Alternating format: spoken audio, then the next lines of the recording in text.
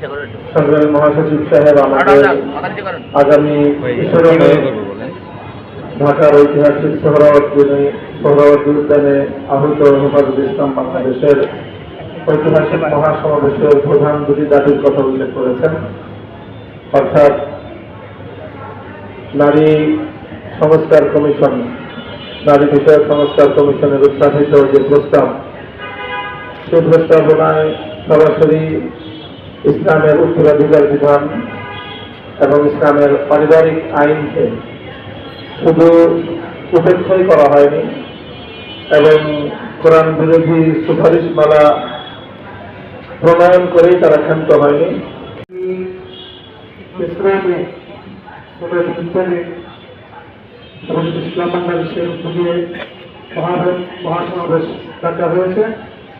এই মহাসমাবেশের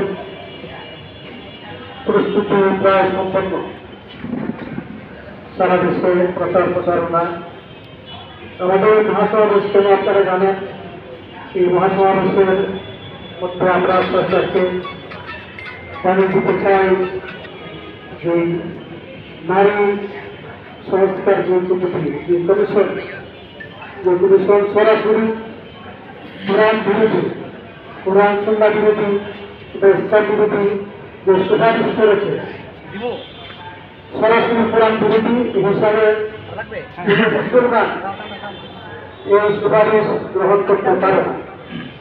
এই নারী কমিশন সুপারিশ বাতিল করতে হবে, সাথে সাথে নারী কমিশনকে বাতিল করতে হবে। যারা নারী সরাসরি ইসলামের বিরুদ্ধে,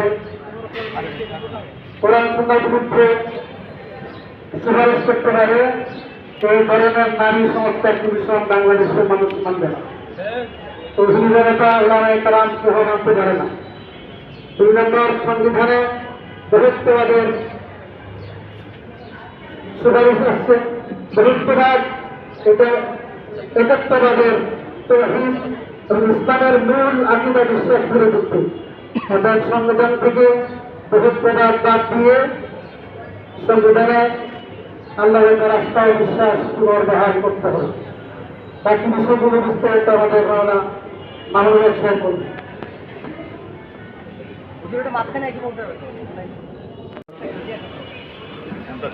সম্মানিত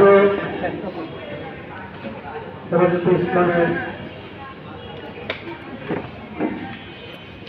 কেন্দ্রীয় কমিটির প্রধান